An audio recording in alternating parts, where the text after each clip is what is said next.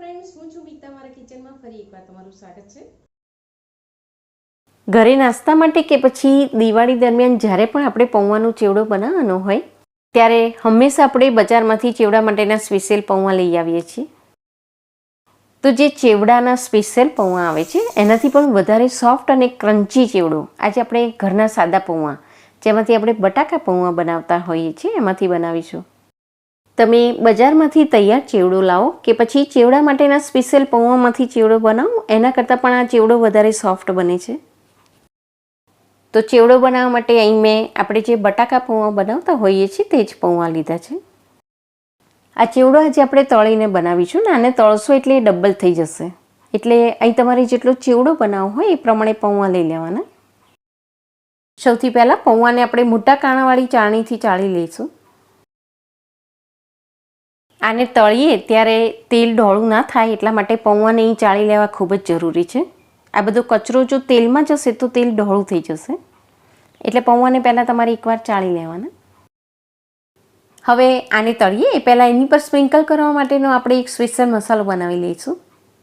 અહીં મિક્સરની સૌથી નાની જારમાં આપણે 2 ટીસ્પૂન જેટલા તલ લઈશું અને મીઠું આપણે સ્વાદ પ્રમાણે લઈશું। મેં અહીં 1 ટીસ્પૂન જેટલું મીઠું લીધું છે, સાથે 2 પિંચ જેટલી હિંગ અને હાફ ટીસ્પૂન જેટલી હળદર લઈશું, 1 ટીસ્પૂન લાલ મરચું પાવડર અને 2 ટીસ્પૂન જેટલી આપણે ખાંડ લઈશું। ખાંડ જો તમને નાપસંદ હોય તો અહીં તમે સ્કીપ પણ કરી શકો છો। અહીં મેં 1/4 ટીસ્પૂન જેટલો આમચૂર પાવડર પણ લીધો છે। અહીં તમે ખાંડ નાખી છે એટલે થોડોક આમચૂર પાવડર નાખશો તો ચેવડાનો સ્વાદ એકદમ ખટમીઠો તૈયાર થશે। હવે આને આપણે ફક્ત 10 મિનિટ માટે જ ગ્રાઇન્ડ કરી લઈશું। અંદર આપણે તલ અને ખાંડ મિક્સ કર્યા એનું સરસ પાવડર થઈ જશે અને બાકીના બધા જ મસાલા સરસ રીતે મિક્સ થઈ જશે। અહીં મેં અરાઉન્ડ 250 ગ્રામ જેટલા પૌવા લીધા છે ને એના માપથી મેં આ મસાલો બનાવી લીધો છે। આ 250 ગ્રામ પૌવાનું માપ છે, એટલે અહીં ચેવડો બનાવવા માટે તમે જેટલા પૌવા લો એ માપથી તમારે આ મસાલો બનાવી લેવાનો છે। તો આ મસાલો છે એ તમારે તમારા ટેસ્ટ મુજબ બનાવી લેવાનો છે। મસાલો તૈયાર કરી લીધા પછી હવે આપણે પૌવા તળી લઈએ। પૌવાને તળવા માટે તેલને પહેલાં હાઈ ફ્લેમ પર બરોબર ગરમ કરી લેવાનું છે। પૌવાને આપણે બરોબર ગરમ થયેલા ને એકદમ ઉકળતા તેલમાં જ તળવાના છે। અહીં જો તેલ બરોબર ગરમ નહીં થયું હોય, એનું ટેમ્પરેચર ડાઉન હશે અને એમાં તમે પૌવા તળશો તો તમારા પૌવા ફૂલશે પણ નહીં અને થોડા કડક પણ બનશે। આ રીતે બધા જ પૌવા ફૂલી જાય, એકદમ ક્રિસ્પી થઈ જાય એટલે બધું જ તેલ નીતારીને આપણે તેને એક મોટા વાસણમાં લઈ લઈશું। તો આ જ રીતે આપણે હાઈ ફ્લેમ પર બધા જ પૌવા તળી લઈશું અને પૌવાને આ રીતે તમે ચમચાની મદદથી હલાવતા રહો એટલે એ બિલકુલ કાચા પણ નહીં રહે।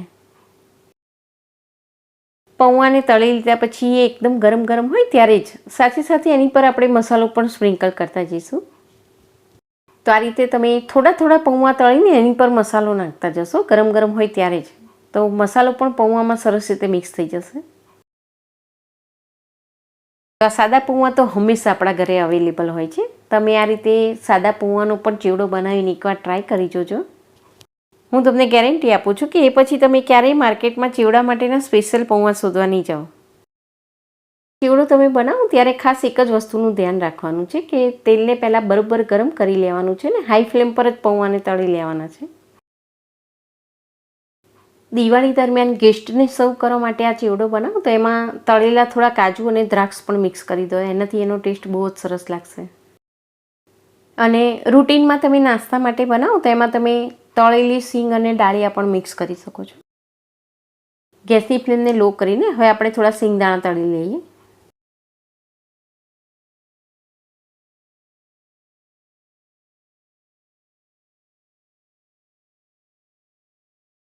સિંગદાણા આ રીતે અડધા 50% જેટલા તળાઈ જાય એટલે તરત જ આપણે તેમાં મીઠો લીમડો ઉમેરી દઈશું।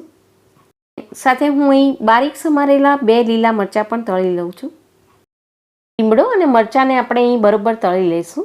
એમાં જો સહેજ પણ મોઇસ્ચર રહી જશે તો ચેવડો હવાઈ જશે। છેલ્લે આમાં હું થોડી સૂકી દ્રાક્ષ પણ મિક્સ કરી દઉં છું। દ્રાક્ષ બરોબર ફૂલી જાય ત્યાં સુધી આ બધું આપણે તળી લઈશું।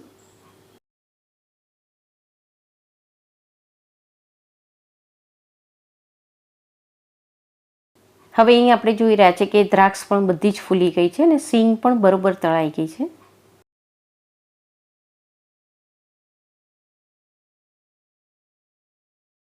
બરોબર તેલ નિતારીને હવે આને આપણે પૌવામાં મિક્સ કરી દઈએ.